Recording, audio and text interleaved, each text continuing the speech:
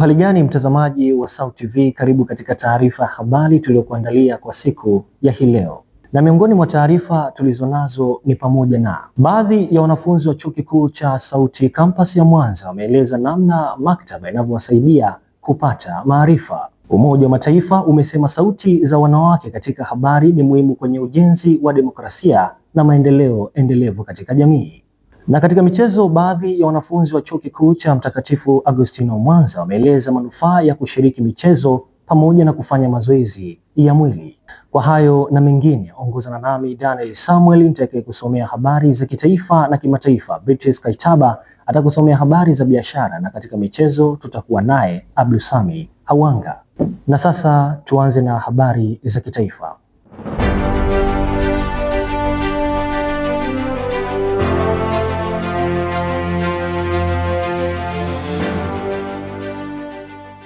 Tukianzia hapa jijini Mwanza, baadhi ya wanafunzi wa Chuo Kikuu cha Mtakatifu Agustino kampasi ya Mwanza wameeleza namna maktaba inavyowasaidia kusoma, kupata maarifa na kuongeza ufanisi katika kujifunza. Aidha, wamebainisha kuwa wanafunzi wanatumia maktaba mara kwa mara kupata ufumbuzi wa maswali mbalimbali yanayowatatiza na kuongeza uelewa wa kitaaluma. Mwanahabari wetu Joyce Pakomi na taarifa zaidi. Sehemu pekee ya kupata maarifa mengi zaidi ni maktaba, na leo nimezungumza na baadhi ya wanafunzi wa Chuo Kikuu cha Mtakatifu Agustino SAUT Mwanza. Wanaeleza ni kwa namna gani maktaba ina umuhimu katika masomo yao. Kwa majina anaitwa Maria. Maktaba inatusaidia kupata maarifa, vile vile inatusaidia endapo tunakuwa hujaelewa labda darasani, unaweza ukaenda maktaba ukajifunza ili ukaelewa zaidi. Lakini pia maktaba inatusaidia katika kusolve maswali, endapo labda umepewa swali au kuna swali linakusumbua, unapokuwa maktaba unaweza ukajisomea ukapata ufumbuzi wa swali. Lakini pia maktaba inakusaidia wewe kusoma kwa umakini na kuelewa zaidi, kwa sababu maktaba ni sehemu ambayo imetulia, inaweza kufanya wewe ukapata maarifa vizuri. Na ushauri wangu pia kwa wanafunzi wengine, ni muhimu pia kwenda maktaba kujifunza, kwa sababu unaongeza maarifa, unakuwa na umakini wa hali ya juu unapojisomea. Anaitwa Simon Mabula, ni mwanafunzi wa SAUT. Maktaba ina umuhimu sana mkubwa kwa wanafunzi kwa sababu inaongeza maarifa. Unakuta mwanafunzi amepatiwa kazi au mwalimu amefundisha darasani, anatakiwa aende maktaba akapitie vitabu mbalimbali ambavyo ameambiwa enda akavipitie ili aongeze ule ufahamu na maarifa. Sio tu kwa sababu ongeze ufahamu na maarifa kwenda kujibia mitihani, lakini pia maktaba inasaidia kuongeza ufahamu mbalimbali juu ya mazingira na jamii tunayoishi. Kwa majina naitwa Blandina Miss Utaji. Kwa upande wangu mimi, umuhimu wa maktaba kwa kujifunza vitu mbalimbali, kwa hiyo kule kunatusaidia kupata knowledge mbalimbali, lakini vile vile inatusaidia kuongeza ujuzi, kwa sababu unakutana na vitu vingi, unakuwa unaenda ndani zaidi. Na washauri hata kwa wanafunzi wengine pale endapo wanakuwa darasani au sehemu zozote za ujifunzaji, endapo wanashindwa kuelewa mambo fulani au mambo ambayo yapo kwenye mabaro ni magumu, ninawashauri waweze kutembelea maktaba mbalimbali. Kuna maktaba ambazo zinazunguka shuleni. Ukitaka kupata maarifa mengi zaidi, tembelea maktaba mbalimbali ili upate vyanzo vingi vya kujifunzia. Nikiripoti kutoka katikati ya Chuo Kikuu cha Mtakatifu Agustino, mimi ni Joyce Pakomi wa SAUT TV. Shukrani sana Joyce Pakomi kwa taarifa hiyo. Tukisalia jijini Mwanza, baadhi ya wakazi wa Malimbe wilaya ya Nyamagana jijini Mwanza wameeleza changamoto mbalimbali wanazokutana nazo katika nyumba za kupanga ambazo huondolea hali ya utulivu na usalama mdogo kwa mali zao. Wamebainisha hayo wakati wakizungumza na SAUT TV habari na kuongeza kuwa wamiliki wa nyumba wanapaswa kuboresha ulinzi na usalama, huku wakitoa wito kwa serikali ya mtaa kutatua jambo hilo ili kuboresha usalama. Na mkuu wa mkoa wa Mwanza Saidi Mtanda amewasihi wananchi wa Mwanza kuchangamkia fursa ya bima ya afya ili kujihakikishia huduma bora za afya wakati wote. Kauli hiyo ya Rais Mtanda imepokelewa kwa mtazamo tofauti na wananchi mbalimbali walipozungumza na SAUT TV habari.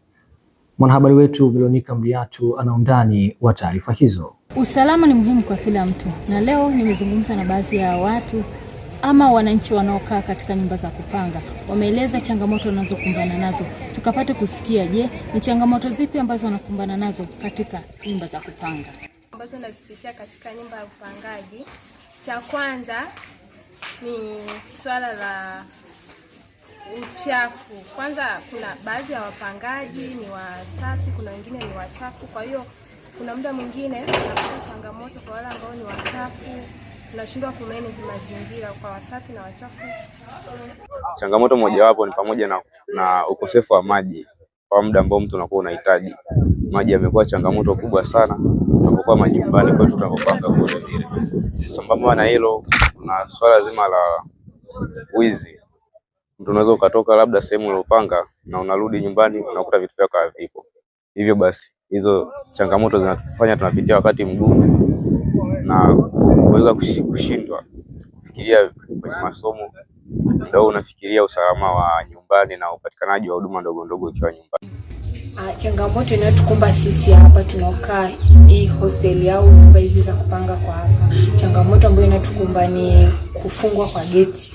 Yaani unakuta kwamba uko chuoni unafanya labda tuseme labda unajisomea labda mpaka muda fulani labda mpaka saa 5.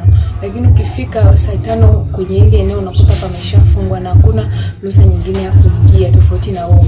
Kwa ni changamoto ambayo inatufanya tuache kufanya vitu kwa muda mwafaka. Let's say labda kwenye mambo ya academical pale chuoni. Maana vijana wengi ndio tumepanga hapa chuoni. Kwenye ile eneo ni wengi wanachuo. Kwa unakuta hatufanyi vile vitu kwa muda mwafaka na kwa ubunifu zaidi, kwa sababu yani unakuwa na ile hofu kwamba natakiwa muda fulani niwepo eneo fulani au niwepo nyumbani ili kusudi nisije. Kutokana na kauli iliyotolewa na mkuu wa mkoa wa Mwanza Said Mtanda katika ziara yake ya kukagua mradi wa ujenzi wa kituo cha afya Kayenze, kauli hiyo ikisema wananchi wanapaswa kuchangamkia fursa ya mpango wa bima ya afya kwa wote ili kujihakikishia huduma bora kwa wote. Baadhi ya wananchi wa mkoa huo wametoa maoni yao kuhusiana na kauli ya RC Mtanda. Anatushawishi na kutuhamasisha kuchangamkia fursa kwa sababu tutapunguza gharama nyingi za matibabu ambazo baadhi ya wananchi hawana uwezo wa kumudu gharama hizi. Lakini pia anaendelea kusisitiza mipango ambayo inawekwa na serikali kwa ajili ya wananchi wote kushiriki katika muktadha mzima wa utumiaji wa bima ya afya katika maeneo yao mbalimbali. Kwa hiyo kauli ya Said Mtanda, Mheshimiwa mkuu wa mkoa, inatufanya sisi wananchi tuone kama ni sehemu ya familia ya Tanzania ambayo wote tunatakiwa kuvuna matunda ya nchi yetu. Kwa upande wa wananchi, na hisi ni swala zuri kwa wote. Ni swala zuri na kila mmoja kwamba mwenye uwezo ni vizuri kwamba akalifuatilia hili swala, akajua anafanya, kwa sababu tukiona kwamba inasaidia watu wengi pale ambapo unakuta labda unapata changamoto ya ghafla, tatizo limekuja kwenye familia labda la kiafya, mtoto wako, ndugu zako wa karibu wamepata changamoto na kwa muda huo unakuwa huna fedha kujikimu kwa muda ule. Sasa bima hapo aliloliongelea mkuu wa mkoa wa Mwanza Mheshimiwa Said Mtanda, kwanza bima ni muhimu sana kwa wananchi. Kila mwananchi anatakiwa akate bima kwa sababu moja, bima inatusaidia pale unapoenda kwenye kituo cha afya, inatusaidia kuhudumiwa kwa haraka hospitali. Haya ni baadhi ya maoni ambayo wananchi wa mkoa wa Mwanza wameweza kutoa kutokana na kauli ya RC Mtanda. Nikiripoti kutoka jijini Mwanza, mimi ni Veronica Mdiatu wa SAUT TV. Shukrani sana Veronica Mdiatu kwa taarifa hizo. Mtazamaji wa SAUT TV, tupate mapumziko mafupi, tukirejea ni habari za kimataifa.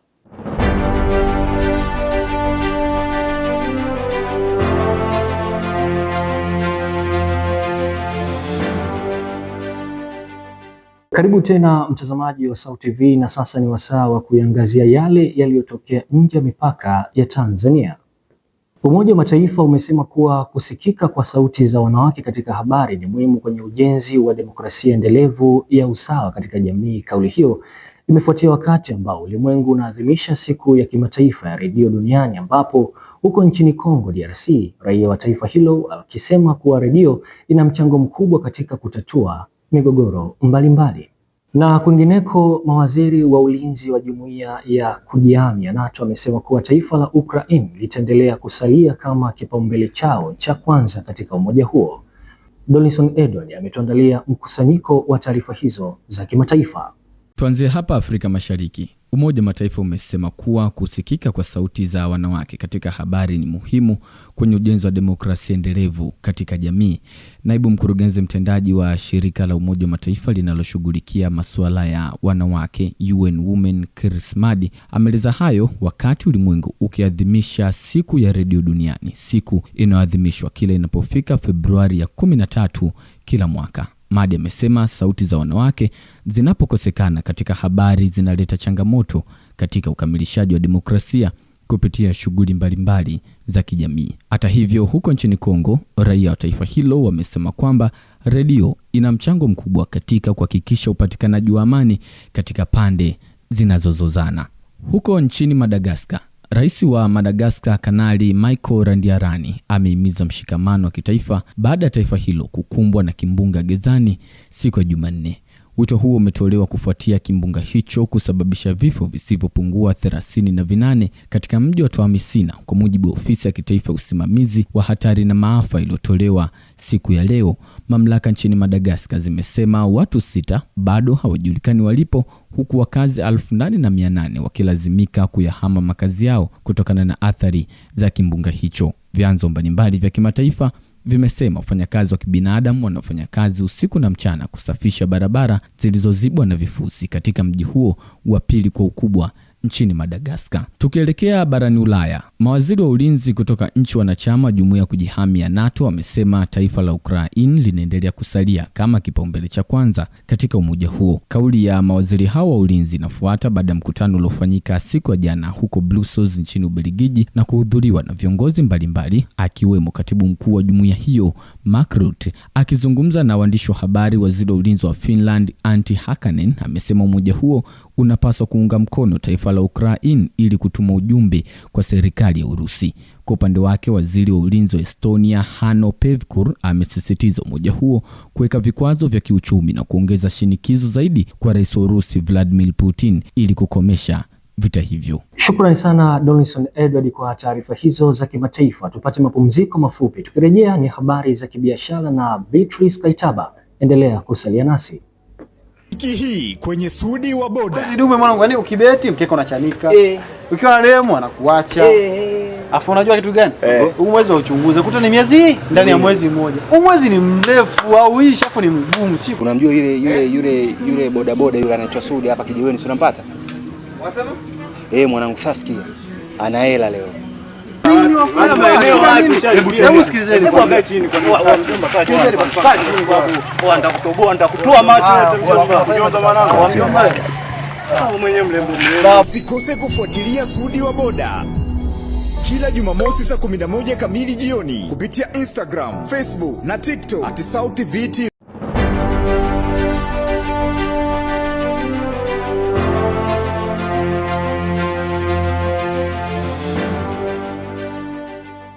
Karibu mtazamaji wa Sauti TV, na sasa ni habari za biashara. Jina langu ni Beatrice Kaitaba. Kupanda kwa bei ya mchele hivi karibuni kumeathiri soko la bidhaa hiyo, ambapo wafanyabiashara wamelazimika kuongeza bei ili kuendana na gharama hizo. Kutokana na ongezeko hilo, wafanyabiashara wa mtaa Silivini wameeleza namna mauzo katika bidhaa hiyo yalivyopungua, huku baadhi yao wakidai kuwa wanapata faida ndogo tofauti na awali. Na biashara ya kimataifa, Rais wa Marekani Donald Trump amepanga kupunguza baadhi ya ushuru wa bidhaa za chuma na alumini kufuatia kuongezeka kwa bei ya bidhaa hizo. Punguzo la ushuru huo ni kufuatia kushuka kwa hisa za wazalishaji wa chuma na alumini wa Marekani. Mwanahabari wetu Gibson Ernest ameandaa kwa kina mchanyato wa taarifa hizi za kibiashara. Wafanyabiashara wa bidhaa ya mchele mtaa wa Silivini wameeleza namna ambavyo kuongezeka kwa bei ya mchele kumeathiri biashara yao, na haya ni maoni yao. Kwa majina naitwa Nicholas Mdewa, ni mfanyabiashara mtaa wa Silivini, Nyamarangu. Kupanda kwa bei ya mchele imetuathiri kwa kiasi kikubwa sana kwa sasa hivi, kwa sababu ukiangalia mteja ambaye akawa anachukua kilo 10 sasa hivi kapunguza kaudi hadi kwenye kilo 5, kwamba sisi hapa kama wafanyabiashara tumeathirika kiasi kikubwa. Kwanza utokaji wa mchele umekuwa umepungua kwa kiasi kikubwa. Kwa hiyo ni moja ya changamoto ambayo inatupa sisi wafanyabiashara baada ya mchele kuwa juu. Kwa majina naitwa Ellis Tonasi, mfanyabiashara hapa Nyamananga. Kwa upande wa mchele kiukweli umepanda sana. Na athari tunazozipata, mojawapo kwanza tunapoteza wateja, kwa sababu mteja kama anaamini anakuja kuchukua mchele kwa shilingi 2000, leo nakuja kumwambia shilingi 2600, itakuwa ngumu kuchukua kwa sababu mtoka nyumbani ajijipanga na shilingi 2600. Lakini pia athari nyingine inatufanya sisi tunayochukua mchele ukae kwa muda sana. Awali ulikuwa unakaa kwa kama ni mifuko 10 inakaa kwa wiki 2 wiki 3, leo hii inaweza kukaa kwa mwezi mzima na zaidi. Athari ya pili hiyo.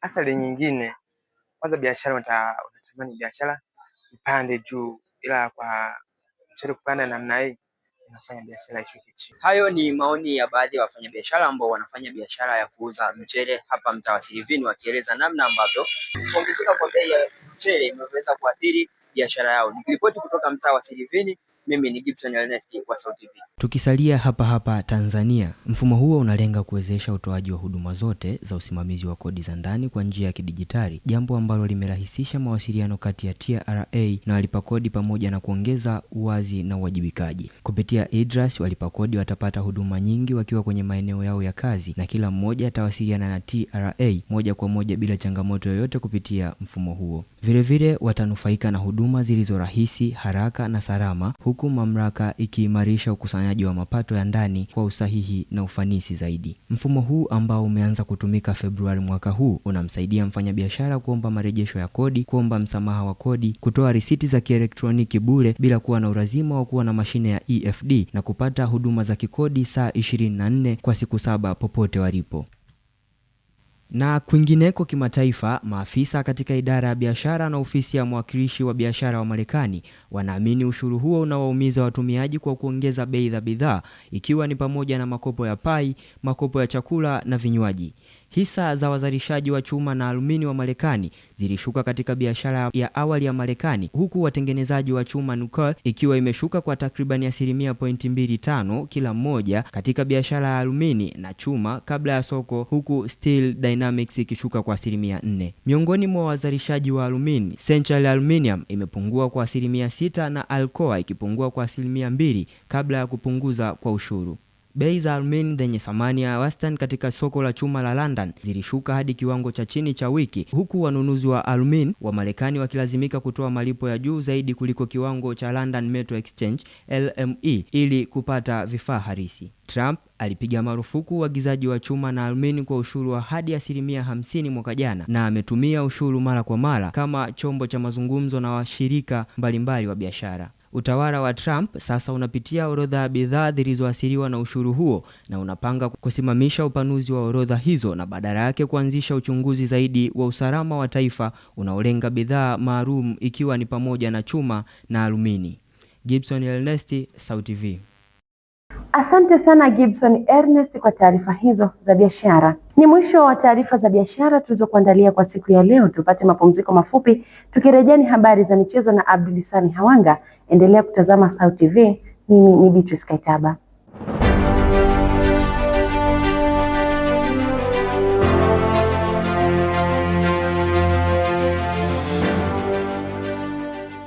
Ni matumaini yangu umzima wa afya, wana michezo mwenzangu. Karibu katika habari za michezo. Mimi ni Abdulisani Hawanga. Baadhi ya wanafunzi wa chuo kikuu cha Mtakatifu Agustino South wameeleza manufaa yanayopata kupitia michezo pamoja na kufanya mazoezi ya mwili. Wakizungumza na Sauti TV habari katika bonanza la kuwakaribisha wanafunzi wa mwaka wa kwanza katika shahada ya mawasiliano kwa umma, wameeleza kuwa ni muhimu katika kulinda afya kwa sababu husaidia kupunguza uzito na kuondoa sumu mwilini sambamba na kujenga afya njema. Na katika uga wa kimataifa, kiungo wa timu ya taifa ya Ghana na klabu ya Villarreal Thomas Partey mwenye umri wa miaka 32 anatarajiwa kujibu mashtaka yanayomkabili juu ya unyanyasaji wa kingono katika mahakama ya hakimu mkazi ya Westminster nchini Uingereza. Kwa undani wa taarifa hizi za kimichezo, tuungane na mwanamichezo wetu Nicodem Leonard. Mazoezi yamekuwa ni moja ya njia ya kuimarisha umoja na mshikamano baina ya wanafunzi. Leo nipo katika chuo cha Mtakatifu Agustino ambapo wanafunzi wa chuo cha Mtakatifu Agustino wameeleza muhimu kufanya mazoezi. Mazoezi yanasaidia mtu kuondokana na magonjwa au kupunguza uwezekano wa mtu kupata magonjwa mbalimbali. Kwa mfano pressure, kisukari na magonjwa mbalimbali ambayo yanaweza kumnyemelea mtu, unene uliopitiliza na magonjwa mengine. Kwa upande wangu naona mazoezi yanachangia kukuza ushirikiano baina ya watu. Kwa mfano pale ambapo watu wanakutana katika michezo mbalimbali au wanapokutana katika mazoezi ya kukimbia, hapo inampa mtu nafasi ya kujuana na watu wengine ambao hawajui. Mazoezi bwana ni muhimu katika mwili wa binadamu. Mazoezi ni muhimu kwa sababu mwili wenyewe bila mazoezi huwa unazofika. Kitu cha kwanza, mwili ukifanya mazoezi husaidia kuongeza energy, kwa maana ya nishati katika mifupa ya mwili. Kwingineko, mwishoni mwa juma hili michuano ya ligi ya mabingwa barani Afrika inatarajia kutimua vumbi kwa kuhitimisha hatua ya makundi, huku klabu ya Young Africans itashuka dimbani siku ya Jumapili kuwakaribisha JS Kabylie katika uwanja wa New Amani Complex Zanzibar, huku klabu ya Simba itashuka dimbani siku ya kesho kumenyana na Stade Malien katika uwanja wa Benjamin Mkapa majira ya saa 1 kamili usiku kwa saa za Afrika Mashariki. Na huko barani Ulaya, kiungo wakati wa timu ya taifa ya Ghana na klabu ya Villarreal Thomas Partey mwenye umri wa miaka 32 anatarajiwa kujibu mashtaka yanayomkabili juu ya unyanyasaji wa kingono katika mahakama ya hakimu mkazi ya Westminster nchini Uingereza. Hii inakuja baada ya Partey hapo awali kukana mashtaka 5 ya ubakaji dhidi ya wanawake wawili na shtaka moja la unyanyasaji wa kingono unaodaiwa kumhusu mwanamke mmoja. Mashtaka haya yalifuatia uchunguzi uliofanywa na wapelelezi ambao ulianza Februari 2022 baada ya polisi kupokea ripoti ya ubakaji wa mara ya kwanza. Partey anatarajiwa kufika katika mahakama ya hakimu mkazi ya Westminster tarehe 13 Machi kwa ajili ya kusikilizwa kwa mara ya kwanza kuhusiana na mashtaka mawili mapya. Mimi ni Nicodem Leonard, SAUT TV Michezo. Asante sana Nicodem Leonard kwa taarifa hizo za michezo. Kufikia hapo sina la ziada katika habari za michezo kwa siku ya leo. Mimi ni Abdul Sami Hawanga na sasa nirudishe kijiti kwake Daniel Samuel kuhitimisha habari kwa siku ya leo. Asante sana Abdul Sami Hawanga kwa taarifa hizo za kimichezo. Na mtazamaji, taarifa hizo za michezo zinahitimisha taarifa ya habari kwa siku ya leo, lakini kabla ya kuhitimisha taarifa ya habari tupate tena muhtasari wake. Baadhi ya wanafunzi wa Chuo Kikuu cha Sauti Campus ya Mwanza wameeleza namna maktaba inavyowasaidia kupata maarifa. Umoja wa Mataifa umesema sauti za wanawake katika habari ni muhimu kwenye ujenzi wa demokrasia na maendeleo endelevu katika jamii. Na katika michezo, baadhi ya wanafunzi wa Chuo Kikuu cha Mtakatifu Agustino Mwanza wameeleza manufaa ya kushiriki michezo pamoja na kufanya mazoezi ya mwili. Na kufikia hapo sina la ziada. Kwa niaba ya wote walioshiriki katika kuandaa taarifa ya habari, jina langu ni Daniel Samuel, nikutakie wakati mwema.